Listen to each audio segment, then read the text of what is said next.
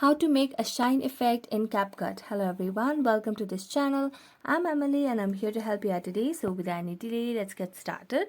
So first of all, open up the CapCut application and make sure that you select the project that you want to add a shine effect on. So for example, if I want to select a specific area to add the shine effect, so here I'm going to select this area. Now just tap on the effect option at the bottom of the screen over here. Then what you can do is tap on video effects. Then over here in the search bar, just search for shine and you'll be able to see different options related to shine and different effects related to it.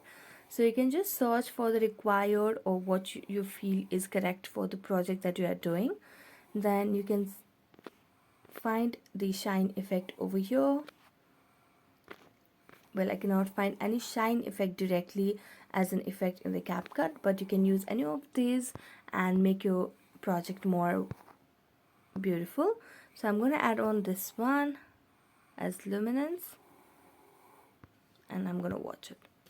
So thank you so much for watching this video. If you enjoyed watching it, don't forget to like, subscribe and hit the bell notification for more updates.